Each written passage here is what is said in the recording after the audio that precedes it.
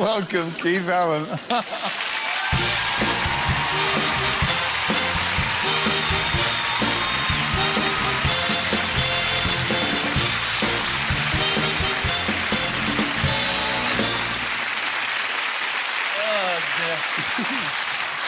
to outrage budgie lovers throughout the world. You get much reaction to that when it's appeared. Yeah, murderous bastard is probably the biggest sort of thing, yeah. You can do it to a man, but not to a bird. Not but it wasn't a real bird. No, of course it wasn't a real bird. He lied. It's true. All right. Now, next series of that, that's been postponed for a while, isn't it? Yeah, Robin broke his leg. That's what the PR people say. He actually stubbed his small toe. No, he did. It's a broken metatarsal. So he had to take a fortnight off, so they suspended filming. But yeah, we're in the middle of a second series, yeah. And you've had injuries yourself on that show? Yeah, I had my tooth knocked out by Guy of Gisborne. Honest. And I ruptured my groin when I fell off a horse. Ruptured your groin, was that painful? Yeah, it was very painful and also very colourful. In what sense? Well, I don't know if you've ever had a ruptured groin, but it goes black. What goes black? Your cock. And it does.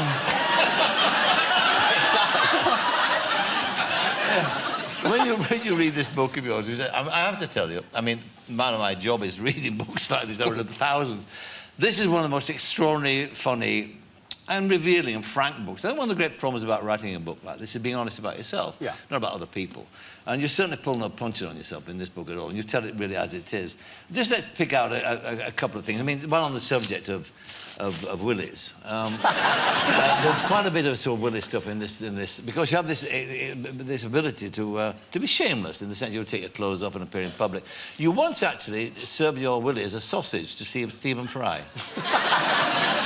Well, it wasn't my willy, actually. I have to tell you, Michael, it was Damien Hirst, the artist, and these were the glory years in the Groucho. You know, you remember them, Jimmy? No, I can't, that's the problem. Oh, God. Anyway, we've been up all night, you know, it's a bit of a bender, and we were in the bar downstairs at 9 o'clock in the morning, and for a laugh, we decided to take our trousers off and wait for the first member to come in and tell him that, oh, didn't you know it's no trousers day? Which he immediately did, and it was Stephen Fry. He said, it's bloody ridiculous, I'm here for breakfast. Lovely to see you boys, lovely, charming. Went to sit and had a business meeting in the restaurant.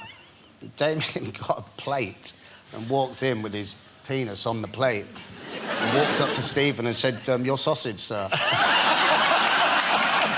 To which Stephen very quickly replied, I asked for a sausage, not a chipolata. You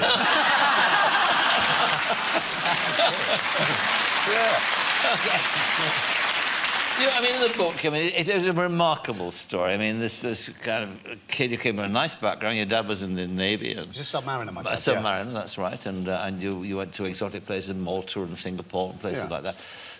And yet this kid who was restless, who was mischievous, who was forever getting into trouble. You say in the book you're an outsider. How do you define that? Is it a sort of mental state? Yeah.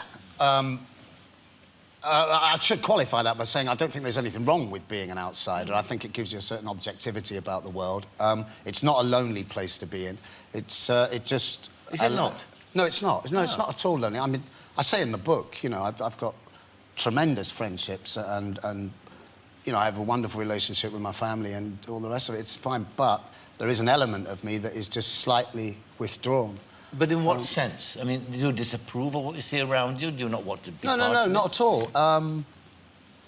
You're just very aware, I guess, of the consequences of everything that you see at any given moment, you know, and sometimes it means that you won't commit to something. Other times it means that you overcommit to a certain thing. But what about Borstal? Because you're writing a book, you went to Borstal. I mean, you were nicking stuff as a kid and all that. I mean, I must say most of my thieving was opportunistic, and I was a useless thief. I mean, useless rubbish. You kept getting found out. Well, yeah, very quickly. but you make the point in the book that in fact, Borstal actually changed you for the better. I mean, that's what it's supposed to do, but it was a different kind of institution. Yeah, it was. Days, I mean, wasn't it? You know, those kind of... I'd been in detention centre before that, and that was based on a regime of a short, sharp shock, and it was genuinely horrendous. It was horrendous. And you actually had no time to consider what you'd done and how you could repay your debt or anything like that. You just spent all your time desperately wishing you were getting out of there, which I did. And then within 6 months, I was back in, but I was sent to a borstal, which is an open borstal. And it was through the efforts of certain officers there, Mr. Campbell Lamerton, who's a cousin of a very famous Scottish rugby player, and a man called Mr. Dennis, who was our PO, physical instructor. And they saw it as an opportunity, a bit like the Boy Scouts, really, to encourage you to, you know, to accept responsibility for yourself, to accept responsibility for other people, which I did, and I took my O-levels. And when I came out, I just decided, wow, I've got O-levels. That means I can become a student. Wow, a thing to impress your mum and dad with. So what are you going to do, son? I'm going to be a student. What of? Well, I don't know. No idea. So I did. I went to the College of Further Education and took A-levels. And how did the acting bug start? What gave you that idea that you could become an actor? It was my mentor at the College of Further Education. He was my English teacher and became my best friend. And he put me in a gang show. I was quite funny. He then suggested that I do the Swansea Little Theatre, which I did a production of The Rivals. And that was cool, you know. And then I still didn't know what to do. And he said, look, go to the Welsh College of Music and Drama. I went there 10 years ago. It's full of women. You get a grant, you know. And I thought, fantastic, I'll do that then. And I have to say, I had absolutely no intention of becoming an actor whatsoever, none whatsoever. In fact, I got expelled, obviously, but... I spent the nearly 2 years that I was there playing football for UIST, the University of Wales Institute of Science and Technology, and learning to play poker. But I had a wonderful time, brilliant time. But you got expelled from boarding school too, didn't you? Your dad thought it might be a good idea to send you off to boarding school. I got expelled from everywhere, basically. Yeah. And by the way, I'm not bragging, but this is what happened. No, this is in the book. I mean, this is what you've written down in the book. Yeah. So explain that, because I love the story about how you got expelled from that boarding school. I think it shows huge imagination. I was at this boarding school, and I guess this is an element of being an outsider. I always felt like a fish out of water. I'd actually won a naval scholarship to go there, and I believed that I was out of my class, you know. I didn't have great self-esteem for a long, long time. So I always felt that I was a fish out of water. Anyway, at half terms, my parents were abroad in Singapore, and all the other boys would go home. They had somewhere to go home to. And I was staying with my nan in Llanelli in South Wales. And it was too far for me to go. It was too expensive, the train fare. So I had to stay in this school on my own, you know, kicking my feet. And it was just... You get to feel a bit sorry for yourself, a bit lonely, you know, and you blame society and the school authorities, obviously, because they're part of society. So I decided to wander into the school chapel, you know, and went around the back and changed over all the organ pipes. And it was fantastic when they came back and are now joining in singing the hymn Jerusalem. It was like Stevie Wonder had gone mental on the organ. And what about the time also, too, which again, which is in the book, where you made one of your early stage appearances with Max Bygraves? Yes. I have to tell you, I wasn't a great fan of Max, and I was a stagehand at the Victoria Palace Theatre, you know. I was a stage electrician. Anyway, I was subjected to this, what I thought was drivel, on a nightly basis for about a month, and I just couldn't bear it anymore. So I decided to stop the show, and... I was young, looking for love, you know, it's like... Anyway, a part of the show was... it was very kind of militaristic. They were always singing songs about the Second World War and Roll Out the Barrel and all that caper. And one of the sequences was there was a double act, a kind of transvestite double act called Hope and Queen. And one of them, right, would join these RAFs. And there were 2 rows of RAFs, women, RAF people. And they would march across the stage. Can I stand that? Sure. And they would march across the stage like this, you know, like this. There's the wing there, and then turn around and march back that way like this. And off they'd go, and then he'd say, stop, and they'd stop. And he would then engage in conversation with a RAF who was actually a man in drag. Say, what's your name, Peabody? Come out here, Peabody. And they would then do this, what they call a front-of-cloth double act out here, and just... be hilariously funny. So So anyway, I just had a few beers, not too many, and thought, I know I can stop this. I'll go on naked. Excellent. Right, here we go. So I don't want to mask Michael. This must be a nightmare for the director. But they have stage flats in a theatre, you know, all the way up. And you have the stage manager down here who's bored rigid reading the paper because this show's such rubbish, right? And they start marching up and down like this, the girls like this. And I'm in the wings here, behind the flat, getting undressed. You see, like and I don't have a particularly large cock, believe it or not.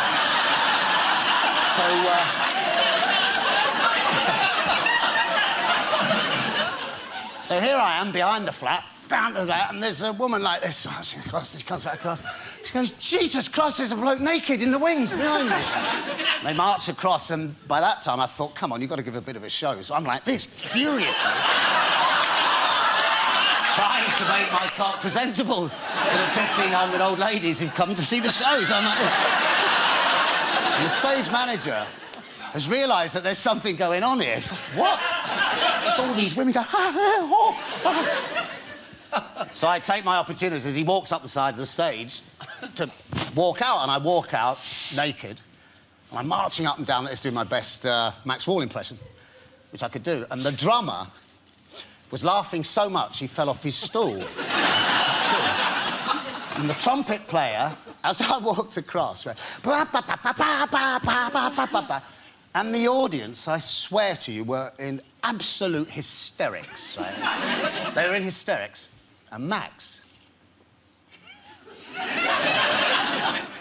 The stage management made the biggest mistake of their career because they decided, as I was marching up and down, to pull in the safety curtain.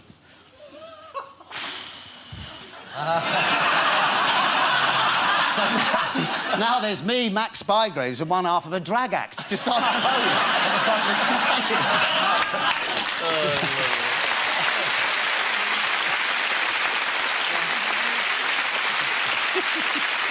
And Max did say... Max did say...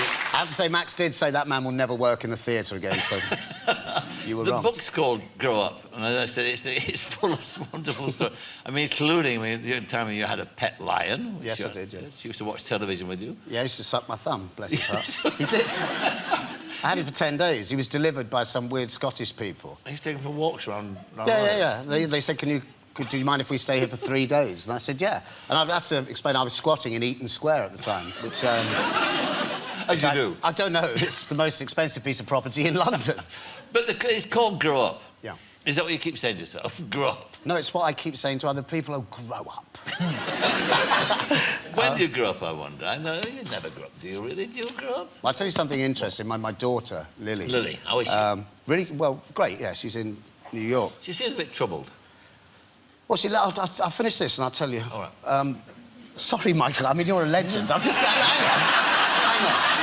Let me finish this job. It's very important. She phoned me up the other day, and she's very dry, Lily, and she said, Dad, can you send a copy of your book, please, to EMI's press office so that they can prepare me to field questions, you know, which is fair enough. And I said, oh, right. And she said, Mum's read it. Yes, and? What do you mean? She said it's like a children's book. Which, at first, when she said it, I thought, maybe... And then I thought, actually, no, it is like a children's book because it's as much about not losing the child inside of yourself ever. That's what I'm saying. Yeah.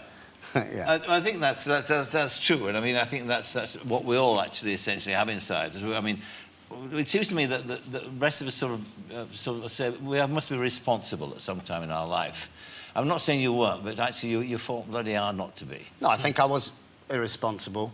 I think you just have to be prepared to accept responsibility for your actions. You know? Yes. And there is a large part of me, I mean, not so big now, but it was a large part, that would always say, why not?